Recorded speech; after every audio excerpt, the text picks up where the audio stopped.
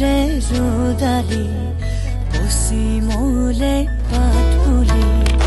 अबेली रे रोदाली पश्चिमले पाटपुली रोदरे तुमार सायाती ओ हेउलिया रोदरे तुमार सायाती अबेली रे रोदाली पश्चिमले पाटपुली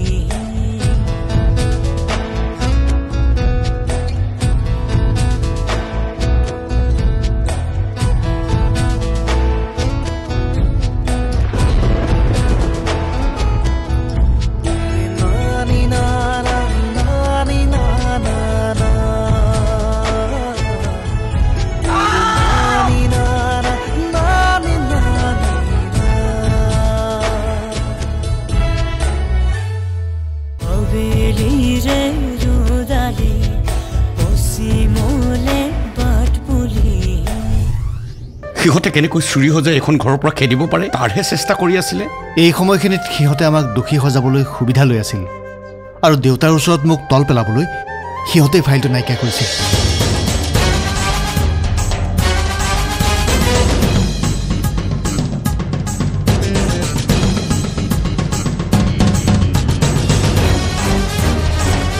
মানুহে কয় বুকুৰ ঘাঁ বোলে সোনকালে নুশুকায়, গতিকে ইয়াৰ বাবেই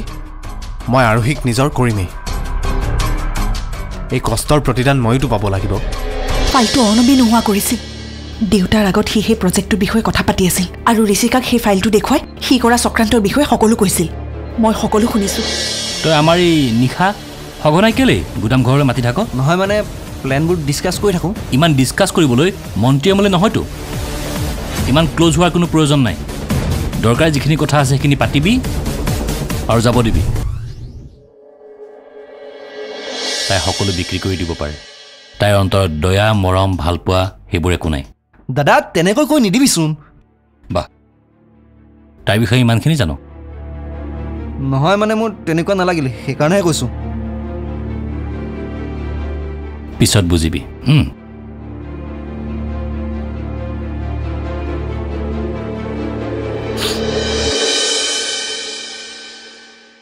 প্ৰতাপ, প্ৰতাপ, তুমি উমেশক আকৌ ঘৰত ৰাখিলা যে? কিয়? এতিয়া তোমাৰ পাৰ্মিশ্যন লৈ মই চলিব লাগিব নেকি? তাৰ একো ভুল নাছিল। তুমি ৰ'দালি আৰু এই অৰুণাভে মিলি আচলতে আমাক মানসিকভাৱে অত্যাচাৰ কৰিছা। সেইকাৰণে এতিয়া চোৰেও ঘৰত মালিকৰ দৰে কথা ক'ব পৰা হ'ল। মনমন থাকা মায়া। প্ৰকৃত চোৰ তোমাৰ ল'ৰা অৰ্ণৱ। সি মোৰ কেবিনৰ পৰা ফাইল চুৰ কৰি আনি অৰুণাভক ফচাব খুজিছিল আৰু সেই ফাইলটো বিচাৰি উমেশ তাৰ কোঠালৈ গৈছিল। মোৰ ল'ৰাক চুৰ সজাবলৈ সেই উমেশ কোন? অৰ্ণৱৰ কোঠাত সোমাবলৈ ক'ত সাহস পালে সি? মা, চাফ চিকুণৰ বাবেতো উমেশ দা আগৰ পৰা সকলো কোঠাত সোমায়। এতিয়াৰ পৰা আৰু সেইবোৰ নহ'ব।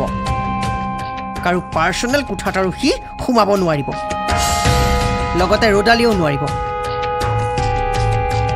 কাৰো চৰিত্ৰৰ ওপৰত মোৰ আৰু এতিয়া বিশ্বাস নোহোৱা হৈ গ'ল।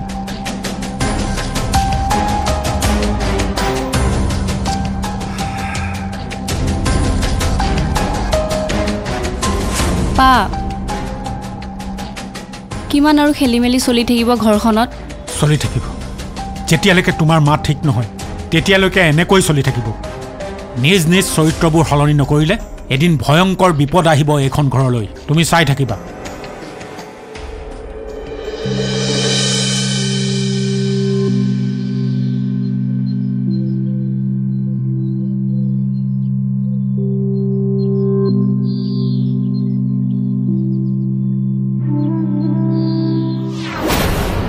উৰা মই পগলা হৈ যাম তোমাৰ মৰম নাপালে, মই বলিয়া হৈ যাম তোমাৰ। প্ৰেম হেনো এনেকুৱাই,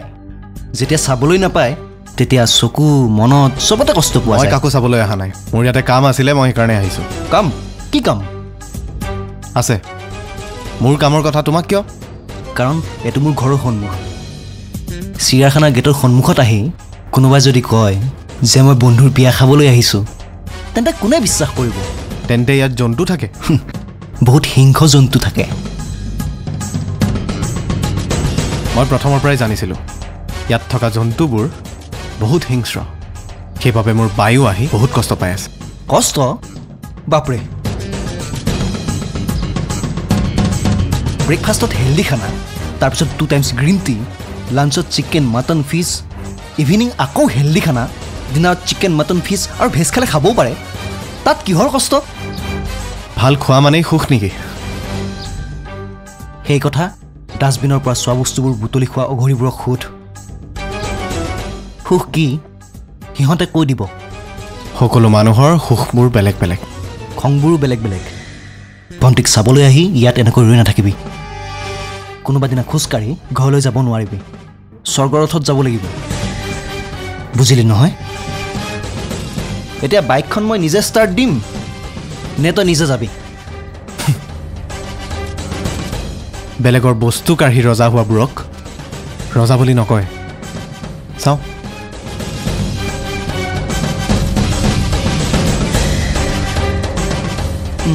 যা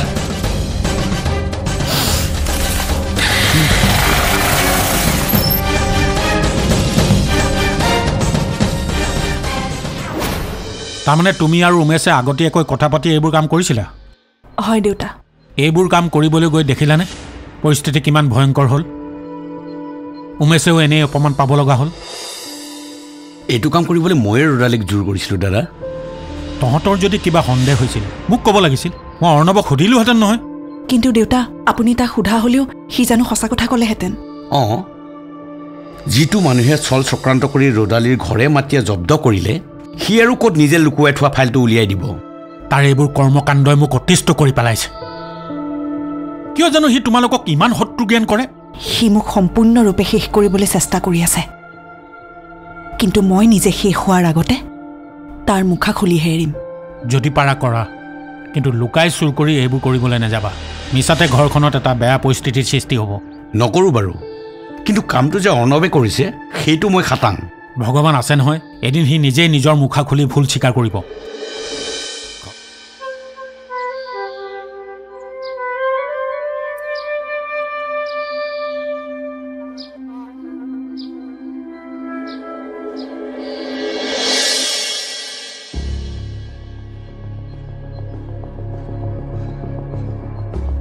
আৰে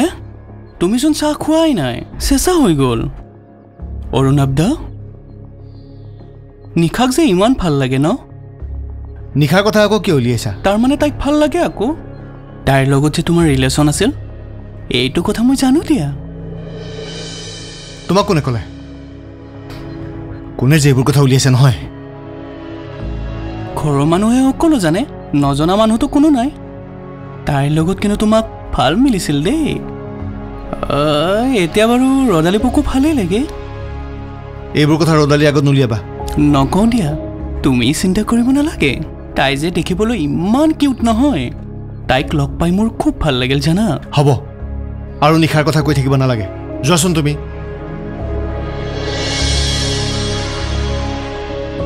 যি দেখিছোঁ নিশা আৰু মোৰ পুৰণি সম্পৰ্কটোৰ কথা গোটেই ঘৰখনতে বিয়পি পৰিছে ৰদালিৰ কাণত যদি এইবোৰ কথা আকৌ পৰে তেনেহ'লে ছাৰ এতিয়া হেৰুৱা ফাইলৰ প্ৰজেক্টটো কি কৰিব সেই ফাইলটো নতুনকৈ আকৌ বনাব লাগিব উপায়টো নাই কিন্তু কি কৰিবা বহুত বস্তুৱে হাল সলনি কৰিব লাগিব ছাৰ এটা গুড নিউজ আছে কি আপোনাৰ হেৰুৱা ফাইলটোৰ এটা গাইড কপি মোৰ কম্পিউটাৰত ছেভ আছে কি কৈছা তাৰ গাইড কপিটো আছে কথাষাৰ নিশ্চয় আপুনি মোৰ ফালেই পুনাইছে কিয় গাত লাগিছে নেকি গাত কিয় লাগিব গাত লাগিবলৈ আমি তেনে কাম কৰাও নাই আৰু কৰিব নোৱাৰেও আৰু এটা কথা টকা পইচাৰ লোভ থকা হ'লে উমেশ দাই বহুত আগতেই চুৰ কৰিলেহেঁতেন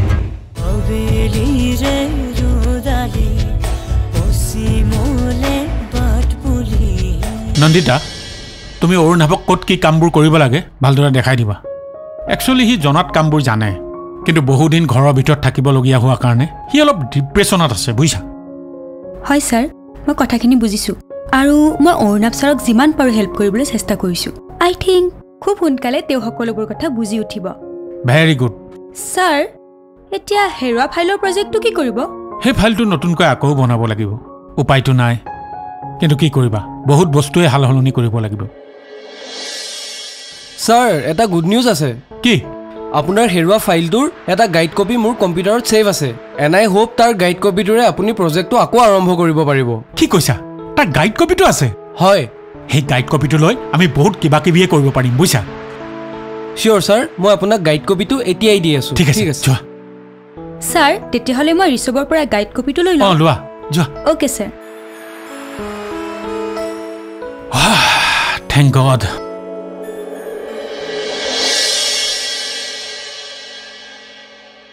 অৰুণাভ ঘৰৰ পৰা উলিয়াই দিয়া মানুহক কি কাৰণত তুমি আনি আকৌ ঘৰ সোমোৱালাহি ঘৰৰ কি সকলো নীতি নিয়ম তুমি পাহৰি গলা নেকি বিনা দোষত উমেশ দাই কিয় শাস্তি পাব লাগে তেওঁৰ একো দোষ নাই তাৰ গাত দুখ আছেনে নাই সেইটো সিদ্ধান্ত ল'বলৈ মই এতিয়াও জীয়াই আছো মা সিদ্ধান্ত ল'ব পাৰোঁ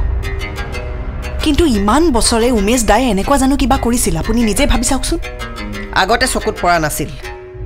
কিন্তু এতিয়া পৰিছে আৰু কাৰ লগত লাগি কৰিছে সেইটো মই বুজিবলৈ বাকী নাই কথাষাৰ নিশ্চয় আপুনি মোৰ ফালেই পুনাইছে কিয় গাত লাগিছে নেকি গাত কিয় লাগিব গাত লাগিবলৈ আমি তেনে কাম কৰাও নাই আৰু কৰিব নোৱাৰেও আৰু এটা কথা টকা পইচাৰ লোভ থকা হ'লে উমেশ দাই বহুত আগতেই চুৰ কৰিলেহেঁতেন বাৰু এদিন নিশ্চয় হাতত পৰিব আৰু সেইদিনা ব্যৱস্থা বেলেগ হ'ব আৰু ৰোডালী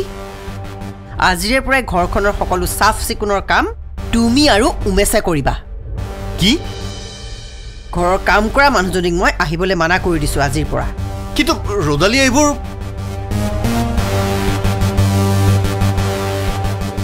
মা হ'ব দিয়কচোন ঘৰৰ কামহে পাৰিম মই নাই নাই মই বেলেগ মানুহ বিচাৰিম আপুনি কিয় তেনেকুৱা কৰিছে কওকচোন মই নোৱাৰিম নেকি মোৰ কষ্ট হ'লে মই আপোনাক নিজেই ক'ম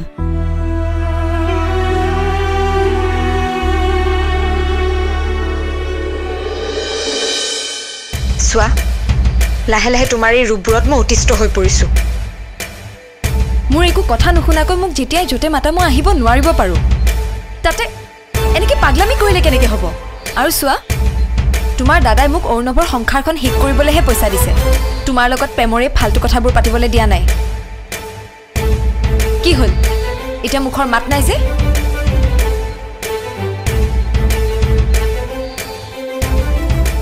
নাই শুনি আছোঁ মই তোমাৰ কথাবোৰ শুনি আছোঁ তাৰমানে তুমি যাৰ পৰা টকা বেছি পোৱা তাহাঁতৰ হৈ পেলাই কাম কৰা নে কি আবে লাইফত তোক ফাৰ্ষ্ট টাইম কিবা এটা স্পেচিয়েল ফিল হৈছে বে বুজি কিয় নাপাওঁ হে কিয় নুবুজ মই সেইচবৰ প্ৰতি ইণ্টাৰেষ্টেড নহয় আৰু যিমান যি ক'লেও মই এগ্ৰী নকৰোঁ মই এনেকুৱা ছোৱালী নহয় কেনেকুৱা ছোৱালী হয় তই যাৰ পৰা টকা বেছি পোৱা তাৰ লগতে মানে মৃগাংক আৰু এটাও কথা নকবা যায় তাইৰ লগত মানে তুমি কি ভাবিছা এইবিলাক মই এনজয়মেণ্টৰ কাৰণে কৰি আছোঁ মোৰ মন নাযায় নেকি এজনী নৰ্মেল ছোৱালীৰ দৰে লাইফ পাৰ কৰিবলৈ কিন্তু মই নোৱাৰোঁ কাৰণ দুজনকৈ কেঞ্চাৰ পেচেণ্টৰ বাৰ্ডেন আছে মোৰ ওপৰত মোৰ মা আৰু পাপা তেওঁলোকে কি ভুল কৰিছিলে নাজানো যাৰ বাবে আজি ৰ'বচোন আমি আছোঁ নহয় ময়ো হেল্প কৰিম তোমাক ইম'চনেল কৰি দিলা বে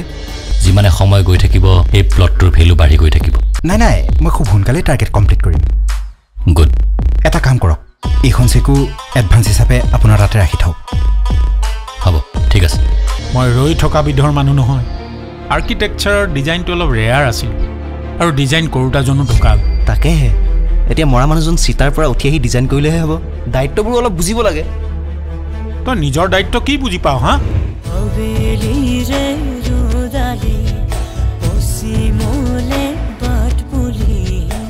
মোৰ মন নাযায় নেকি এজনী নৰ্মেল ছোৱালীৰ দৰে লাইফ পাৰ কৰিবলৈ কিন্তু মই নোৱাৰোঁ কাৰণ দুজনকৈ কেঞ্চাৰ পেচেণ্টৰ বাৰ্ডেন আছে মোৰ ওপৰত আৰু তেওঁলোকৰ সম্পূৰ্ণ চিকিৎসাৰ দায়িত্ব আছে কেঞ্চাৰ পেচেণ্ট কোন মোৰ মা আৰু পাপা তেওঁলোকে কি ভুল কৰিছিলে নাজানো যাৰ বাবে আজি ৰ'বচোন আমি আছোঁ নহয়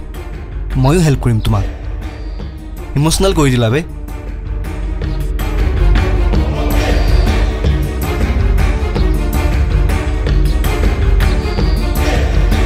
তোমাৰ চকুত চকু পানী মোৰ সহ্য নহয় বুজিছানে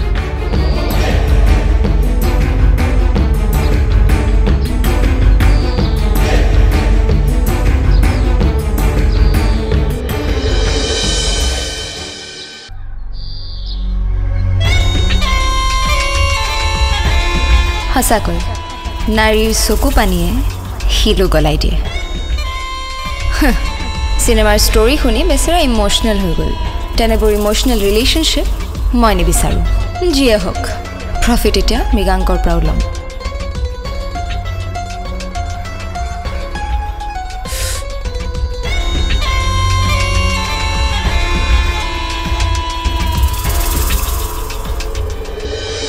বৰ ভাল কম সময়ৰ ভিতৰত ভাল ৰিজাল্ট দেখুৱাইছা তুমি প্ৰফিটেবল হ'বা মই যিদৰে প্ৰফিটেবল হৈছোঁ তোমাকতো চাবই লাগিব ন চেকখন লোৱা 1,20,000 লিখি থোৱা আছে মই এইবোৰ এইকাৰণেই কৰিছোঁ যাতে মোৰ মাটিৰ নথিপত্ৰখিনি পুনৰ একে মূল্যত আপোনাৰ পৰা ঘূৰাই পাব পাৰোঁ যিমানে সময় গৈ থাকিব এই প্লটটোৰ ভেলু বাঢ়ি গৈ থাকিব কাৰণ তাত অলৰেডি মোৰ কনষ্ট্ৰাকশ্যনৰ কাম আৰম্ভ হৈ গৈছে নাই মই খুব সোনকালেই টাৰ্গেট কমপ্লিট কৰিম গুড এটা কাম কৰক এইখন চেকো এডভান্স হিচাপে আপোনাৰ তাতে ৰাখি থওক হ'ব ঠিক আছে বৰুৱা এতিয়ালৈকে টোটেল আপুনি মোক 6 লাখ জমা দিয়া হ'ল লাহে লাহে এইদৰে সকলোবোৰ ঘূৰাই দিম মোক আৰু কাম দিয়ক মই কৰিবলৈ ৰাজি আছোঁ গুড তেতিয়াহ'লে কাইলৈৰ পৰা টাৰ্গেট ডাবল হ'ব ইনকামো ডাবল ৰিক্স ল'বা ল'ম মই ৰিক্স ল'ম মোক কেৱল এটা ডাঙৰ এমাউণ্ট লাগে একেলগে অ'কে কাইলৈ লগ বাই দ্য ৱে এটা কথা দেই এটা আনন'ন নম্বৰৰ পৰা কল আহিব ৰিচিভ কৰি কথা পাতি ল'ব নিশ্চয়